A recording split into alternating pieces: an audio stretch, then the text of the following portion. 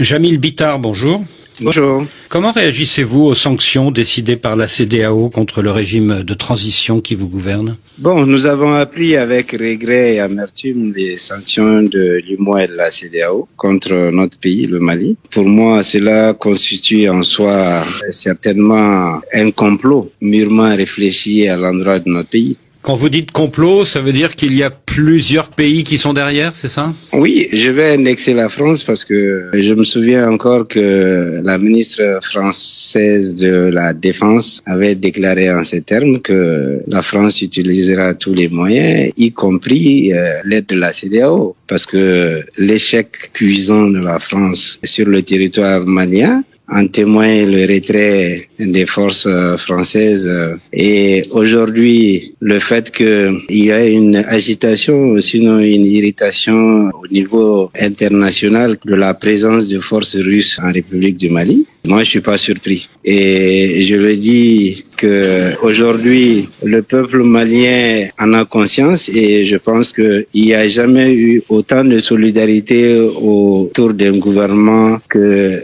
ce gouvernement actuel et les autorités actuelles de la transition. Alors, le régime de transition accuse en effet la CEDEAO d'être instrumentalisée par des puissances extra-régionales, mais vous croyez franchement qu'un poids lourd comme le Nigeria peut être aux ordres de la France? Mais pourquoi pas? Le président français a même fait un déplacement sur les États-Unis et il a été question du Mali. Et ce qui est sûr, l'intervention russe ou sinon la coopération russe au niveau du Mali a longuement été débattue et la France est à l'avant-garde d'un combat parce que la France est en train de perdre son monopole qui lui est tellement cher aujourd'hui et l'échec de la France au Mali, peut-être que ça va être la fin de la France-Afrique parce que cette suprématie française que l'ancien colon français détenait sur les autorités africaines qui sont à vocation française, de plus en plus nous sommes en train de voir que cela est en train de se dissiper. Oui, mais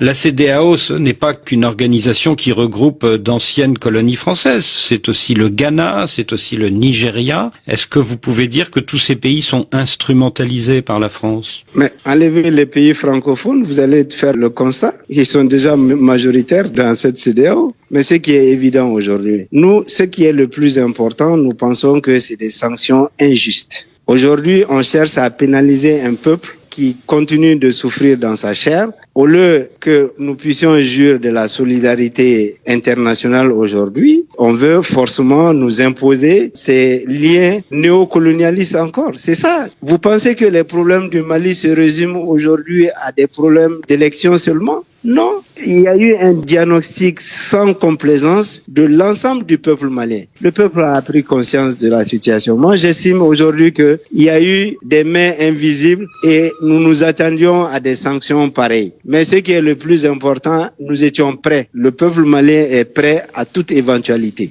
Alors, le régime de transition affirme que les sanctions décidées par la CEDEAO sont illégales et illégitimes, mais la CEDEAO réplique que c'est le régime de transition qui est illégitime puisqu'il n'est pas issu du suffrage populaire. Qu'est-ce que vous appelez suffrage populaire? Quand Alassane Dramane Ouattara arrive à faire un troisième mandat et applaudi par ses pairs complices et même éventuellement la France, a torpillé justement la Constitution, la CEDEAO était où? Vous pensez qu'on peut nous faire des leçons de démocratie aujourd'hui? Quand c'est la France qui vient déloger Laurent Gbagbo pour que Alassane puisse venir au pouvoir, vous pensez que c'est ça la démocratie également? La légitimité dont il est question, le président Macron l'avait dit. Il avait dit que c'était un régime illégal, illégitime, etc. Il nous avait traité de tous les mots. Mais après, la diplomatie française, les ministres français ont fait des va-et-vient au Mali.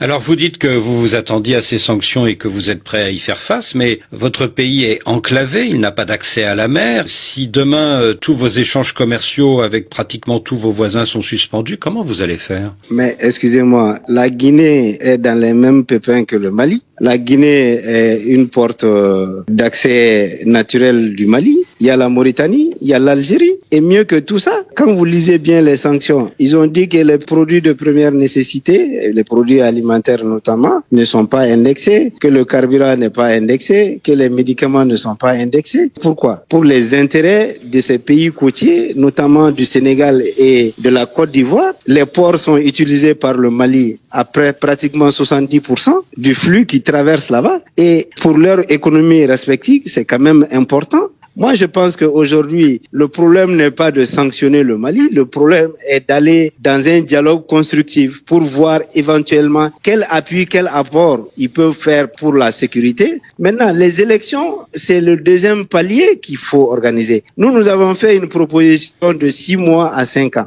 Mais si, d'aventure, il y a d'autres pays qui venaient à nous assister, à nous apporter leur soutien financier, etc., ces délais constituent en soi une base de discussion que nous pouvons peut-être essayer d'arranger ensemble. Ces délais pourraient être raccourcis, c'est ça? Oui, mais c'est clair. Mais on nous écoute même pas. On part de façon unilatérale, on prend des décisions comme si nous étions des esclaves. Le Mali ne serait jamais esclave, ni d'un pays africain, ni d'un pays européen. Alors, vous parliez des problèmes financiers. Parmi les décisions prises dimanche à Accra, il y a le gel des avoirs maliens dans toutes les institutions financières de la sous-région, notamment à la BCEAO. Concrètement, Jamil Bitar, une fois que vous aurez épuisé vos réserves de liquidités à Bamako, comment vous allez faire pour payer vos fonctionnaires? Ne vous inquiétez pas. Moi, je pense que le génie malien, nous allons l'interroger, nous trouverons les voies et moyens nécessaires pour le faire. Et aujourd'hui, la solidarité nationale est en train de se mettre en place. C'est une question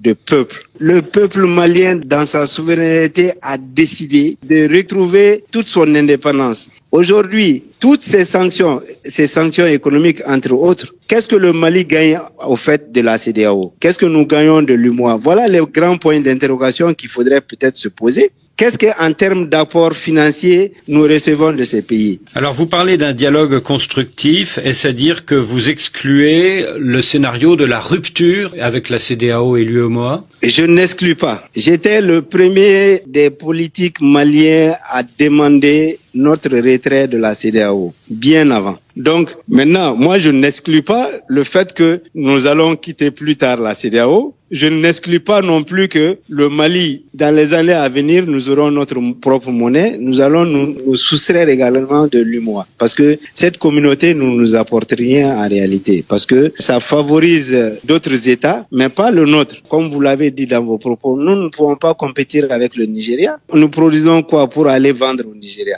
C'est ça le plus important. Et ils sont en train de déverser leurs produits sur nos marchés. La CEDEAO vous demande d'élaborer un calendrier acceptable. Est-ce que vous êtes ouvert à cette proposition ou pas? Mais c'est la CEDEAO qui vient de fermer la porte. Maintenant, pour les discussions, ce n'est plus qu'on va nous dicter il faut faire ça obligatoirement. C'est selon nos besoins aujourd'hui que les discussions doivent aller. Ceux qui veulent nous aider dans ce sens, tant mieux. Mais franchement, Jamil Bitar, en proposant la prolongation de la transition militaire pendant 5 ans supplémentaires, est-ce que le régime n'a pas poussé le bouchon un peu loin? Non, on a dit que c'était une base de discussion. On a dit de voir entre 6 mois et 5 ans. Maintenant, j'ai dit que si nous avions des possibilités de réduction de ce délai, tant mieux. Si on peut le faire en 6 mois, tant mieux. Si on peut le faire en 1 an, tant mieux. Aujourd'hui, on veut nous donner des leçons de démocratie. Donc une médiation est possible, peut-être par l'intermédiaire de l'Union africaine ou de l'ONU? Oui, une médiation est possible. Nous ne sommes pas fermés, nous ne sommes pas un peuple fermé. Mais nous disons non au dictat. Nous sommes un peuple fier et un peuple digne. Jamil Bitar, merci.